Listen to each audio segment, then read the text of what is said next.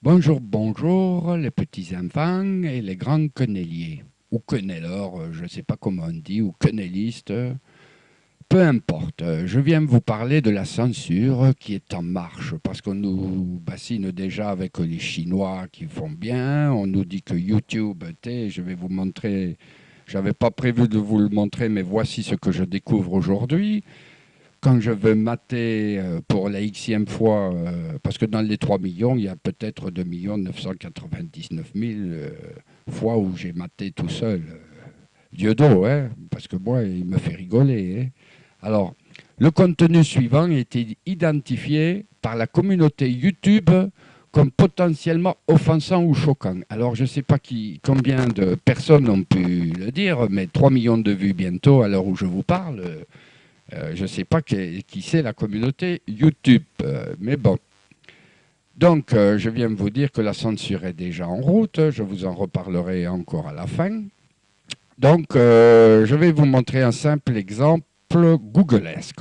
Sur Google, je vais vous taper le nom de mon comique favori, Dieudo. Alors, je tombe sur des liens de France 24, du Monde, du Figaro, de Wikipédia, du Parisien, Libération, face de book Dieudo officiel. On peut considérer que c'est la bonne, puisqu'il y a déjà 545 717 likes. Alors, Le Monde, Le Point, YouTube, IAM Dieudo, c'est le bon. France TV Info, Égalité Réconciliation, abatté depuis tout à l'heure, il vient de passer en première page. Parce que ces 10 derniers jours, il n'apparaissait même pas. Alors que sur eBuzzing, vous pouvez aller voir, il est bien classé. Donc, je vous passe les pages suivantes. Vous avez compris que c'était avant tout les médias mainstream. Et donc, je vais aller voir dans l'actu. Hein, dans l'actu, c'est France 24, l'Express, Le Monde, Le Figaro, le Huffington Post, Le Figaro, Le Parisien, Le Point, 20 minutes, BFM, je les aime bien ceux-là. Moi, je les adore. Hein. Il y a plein de choses à dire sur ce qu'on a pu voir hier à Nantes. Et j'attends Tours ce soir. Ce soir, c'est au tour de Tours. Bon, elle est facile. France TV Info, Le Figaro, Le Point, Libération. Libération. Il porte bien de son nom, celui-là. Le Nouvel Observateur, Les Échos, 20 minutes, le Nouvel Obs, enfin, que du mainstream, je vous dis. Alors, je vais aller dans un peu plus dans mes outils de recherche. Je vais aller sur les blogs, parce que moi, c'est plutôt sur les blogs que je vais chercher l'info. Alors, en premier lieu, le blog de Jean-Marc Morandini. JOL Presse, j'y reviendrai. Le Vif, je crois que ce sont des Belges, oui, donc ils peuvent parler. Alors, blog Le Monde, eux, les Belges d'ailleurs, mais bon, on en reparlera des Belges, je vous promets qu'on en reparlera. Alors, blog Le Monde, blog de Jean-Marc Morandini, Jean-Marc Morandini, Jean-Marc Morandini, Jean-Marc Morandini, je ne sais pas qui le finance celui, hein. JOL Presse, c'est la deuxième fois, tiens, je vais essayer de voir après, tiens, mais bon. Le blog de Jean-Marc Morandini, JOL Presse, Jean-Marc Morandini, donc voilà comment Google vous propose l'actualité.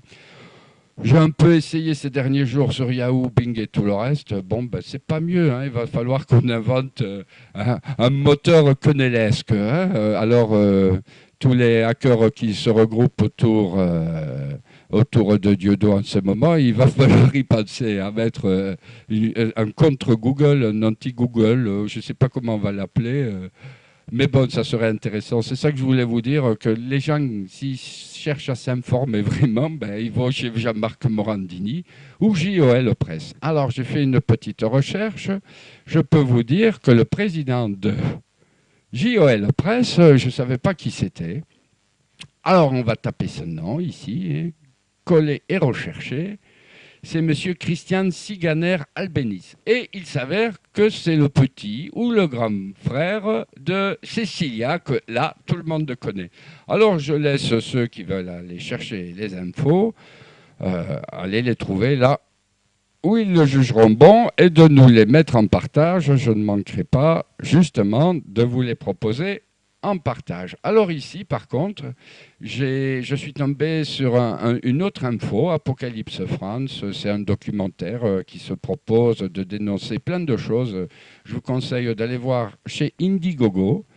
Mais je voulais vous dire qu'avant d'y aller, quand j'étais connecté sur Facebook, on m'a dit qu'il fallait être prudent, ce lien peut être malveillant, faites attention avant de l'ouvrir, en savoir plus sur la sécurité de votre compte, le lien auquel vous accédez, patati patata, est dangereux. Alors, soit je retourne sur Facebook alors que j'y étais pas, hein, j'étais sur Google ou non sur un blog.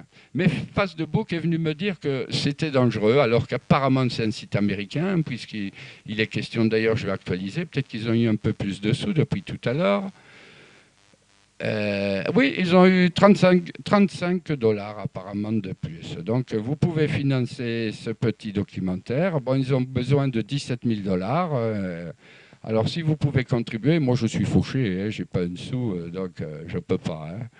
Ce n'est pas dans mes moyens, mais bon, je fais ce que je peux, comme tout un chacun. Alors, je voulais terminer par une petite info que j'ai découverte ce matin.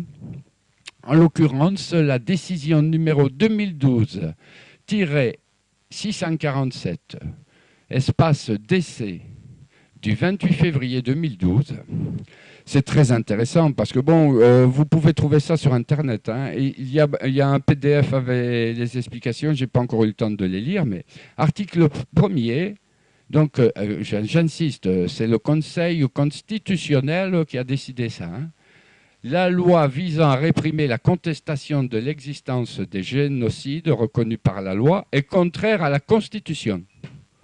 Alors bon, moi personnellement, je suis loin d'être un révisionniste, loin de là, hein, mais quand même, moi j'aimerais bien que les légalistes, les juristes et tout le reste m'expliquent comment on peut condamner quelqu'un alors que la loi est anticonstitutionnelle. Voilà sur cette petite pointe assez humoristique, je vous laisse. Je vous dis à bientôt les petits amis. Et connais-l'on, connais-l'on, connais-l'on. Connais-l'on tous les cuistres, comme disait l'autre Belge justement. À bientôt. C'était Anselme.